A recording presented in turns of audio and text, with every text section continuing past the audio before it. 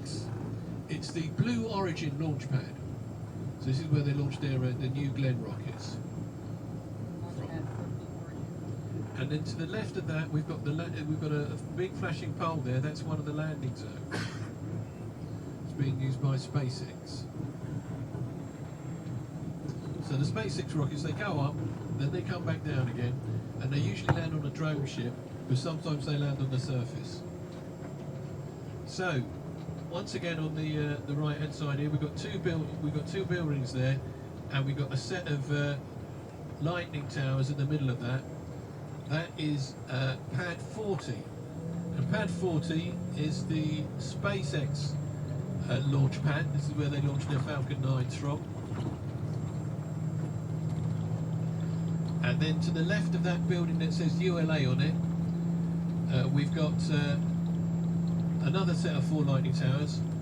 That is the ULA launch pad. ULA is the United Launch Alliance, Boeing and Lockheed Martin. And then to the left of that, we've got pad 39A, which is the SpaceX launch pad, another SpaceX launch pad, and this is where they launch their Falcon rockets from, and soon to be Starship rockets. They're working on the launch pad as we speak. And then finally to the left of that we've got 39B, and this is the NASA launch pad, where they're launching on the where they've got the rocket on the launch pad, the SLS rocket. Yeah, it's the big orange thing there. All right, let's step out for a minute. We've got fire ants in the grass there, so avoid the grass. Try and stay near the gravelly part there and near the beaches. Okay.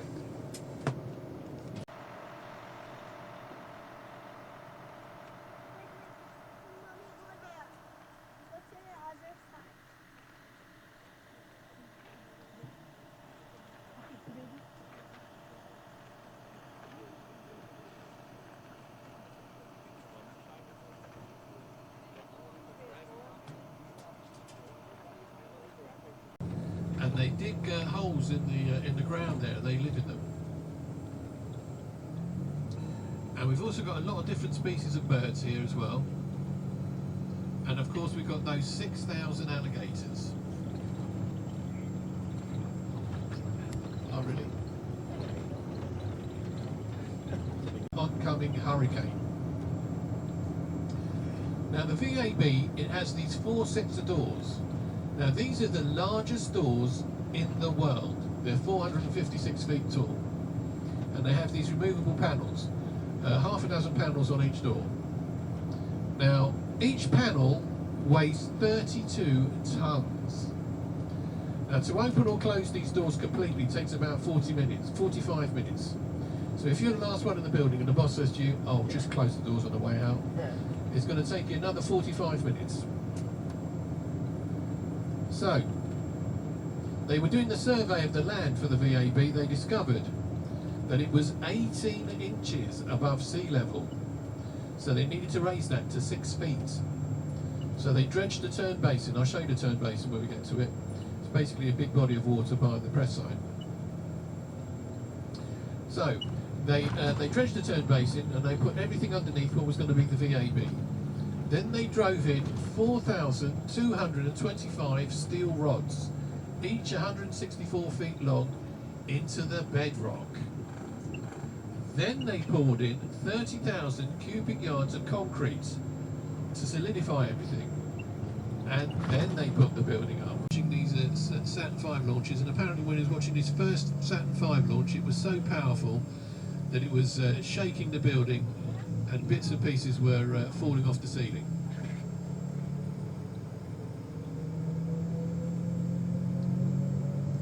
And a newly refurbished NBC as well.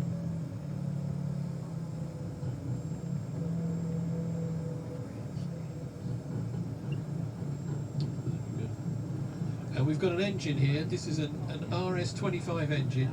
This is what is on the SLS rocket at the moment. And we've got the countdown clock there. it's not the famous one. This is the famous one is in by the visitor centre, and of course this is the turn basin. All right, let's do it.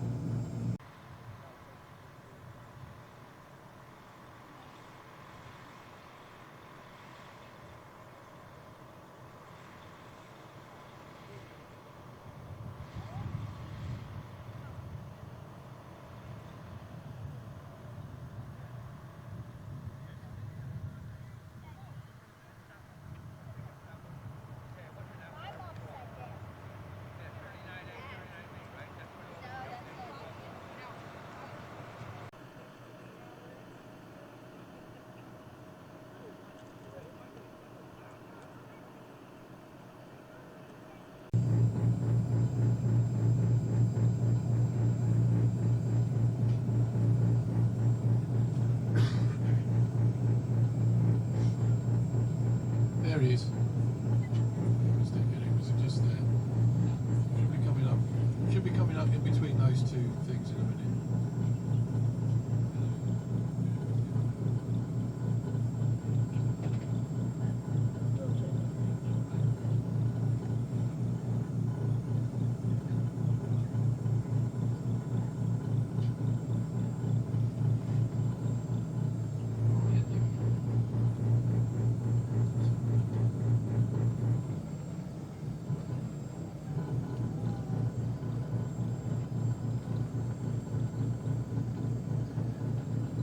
So yeah, so they bring down the core stage from here. So the core stage of the Sat-5 rocket came down this way, and the core stage of the big external fuel tanks for the shuttle came down here, and just recently they brought the core stage of the SLS down here as well. Now on the right hand side there, you can see right next to the vehicle assembly building is the launch control centre. Now they've got some big windows at the front there, and that's where they look out at the launches from 39A and 39B.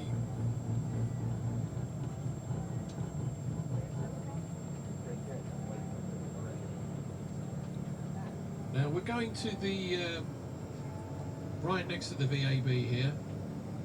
You're going to see a few things there. You're going to see a model of the launch abort system for the SLS rocket. That's the bit that goes on the very top of the SLS. And it clips onto the Orion space capsule, so that if anything happens to before we get into space, it can pull off the command module. And then we've got an access arm from the shuttle period. They took it from launch pad 39A, from the launch tower there, and they put it down here. Now 82 crews walks across this access arm, and you can too. And then we've got an M113 armoured vehicle. Okay, so here we go. Here's the launch abort system model, and we've got the shuttle access arm here, and the M113. Now the M113 would have been at the bottom of zip lines. So we've got zip lines on 39A and 39B, so that if anything happened on the launch pad, they could bail out of the rocket there, go down the zip lines and get into one of these 113s. Now there's a portion of the flag on the ground there, supposed to represent the flag on the building, almost to scale. Don't ask me why they didn't do it to scale. It's a little bit, yeah, it's a little bit smaller.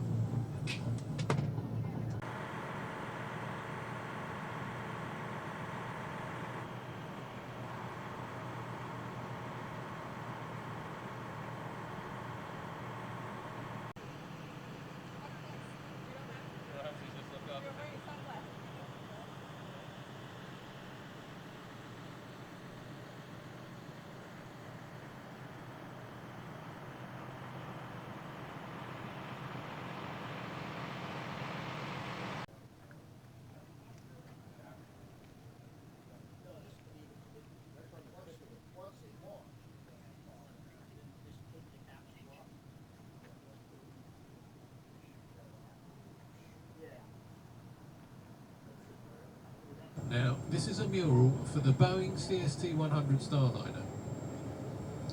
Now, the Starliner is supposed to be Boeing's answer to the SpaceX Crew Dragon. They're trying to get people up to the ISS, the space station. And they've managed to take 2 people so far. That's where they're processing the Starliner in there. Now we've got those 2 hangars again. One of them says home of the X-37B. Now the X-37B is a top secret program from the Space Force. Now they're like little shuttles, and the first one went up into space for 2 years and a day, and the second one went up on the end of a Falcon Heavy and came back in 2024 and came back a few months later, and that's all we know about it. It's top secret. Shuttle landing facility a couple of miles away, and the shuttle orbiter would land there, and it would come down this road here and go into one of those hangars to be processed. Now on the back end of these hangars you're going to see a number 1 and a number 2. They're tail shaped, and this is where the tail section used to fit in for the shuttle orbiter. So you're going to see the crawler transporter. Now the crawler transporter, it's over £6.5 million. Oh, there's an alligator in there, look. So once we get past here, yeah, here's the crawler transporter, £6.5 million, and it can lift up to 3 times its own weight, so £18 million. And it goes into the vehicle assembly building, picks up the rocket and the launch tower, and takes it up the road to launch pad 39B. So, Saturn V. So first of all, you're going to go through what looks like some red scaffolding and some silver doors. And then you're going to see a couple of pre-shows, one of which is all about the launching of Apollo 8. So what they've done is they've taken the firing room from Apollo 8, which is like the launch control centre, they've put it into Saturn V, and they do a show all about the final minutes of the launch of Apollo 8. It's a good show. They've got rattling windows and everything. So after that, you're going to see the moon rocket. It's very impressive. Now, at the nose end of the moon rocket, on the left hand side, we've got a little kiosk. Very easy to miss, but don't miss it, because in there we've got a little piece of the moon, and you can reach in and touch a piece of the moon today, so make sure you get to do that. Here we go, there's 39B and 39A there. Now we're only about 3.5 miles away from the launch pads from here, so you've got a nice view of the SLS rocket from here. So this is going to be our final stop, so don't forget to take everything with you, your phones, your cameras, that sort of thing. And when you want to get back to the visitor centre, very easy, you go through the shop, and then the buses leave every few minutes. So this is our little moon tree garden here. They call it the moon tree garden because the seedlings from the trees there were taken up to the moon, and then they came back down here and they planted them here.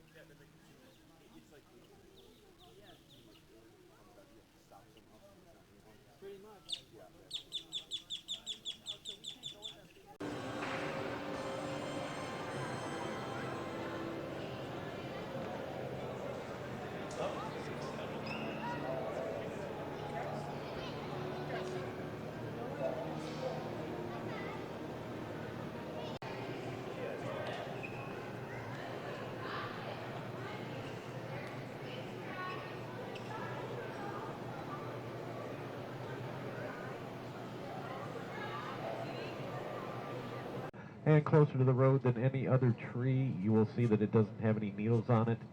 That is because of the stress of the nest on it. You will also see 2 baby eagles and an adult mama eagle in that tree already. It's 3 weeks now, and they're already starting to take flight and climb the tree. That is the size of a king-size bed and weighs about as much as a smart car. Now, next you'll see the Giga Bay that SpaceX is working on, where they're going to park those Starship rockets. And then a little farther down, once we clear these trees on the right, you will see Hangar X1, X2, where they refurbish those Falcon 9 and Falcon Heavy rockets. The next video is about the International Space Station and some of the great things that they have done up there and some of the inventions.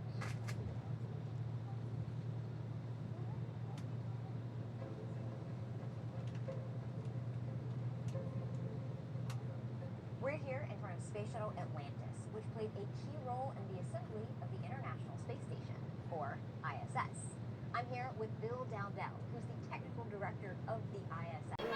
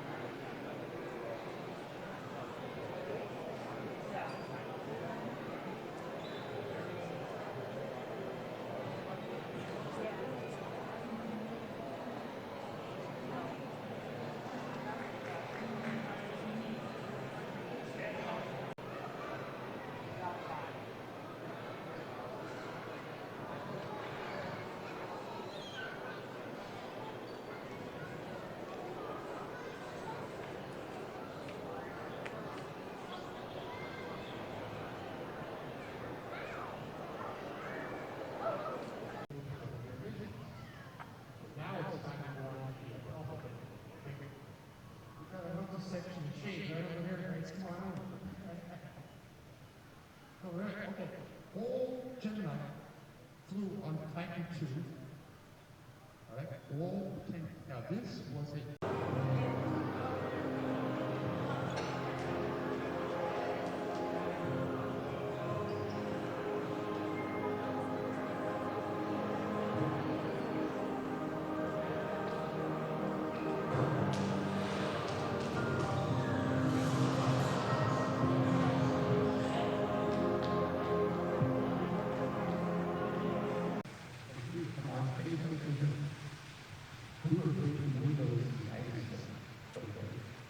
Now consider this.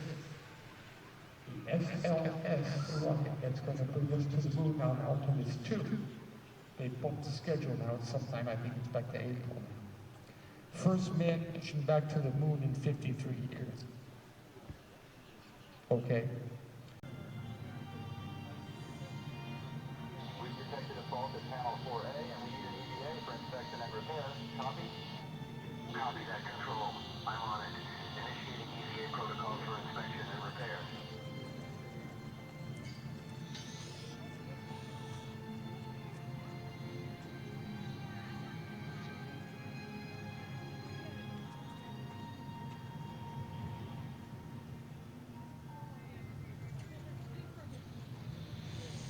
The growth of our science and education will be enriched by new knowledge of our universe and environment.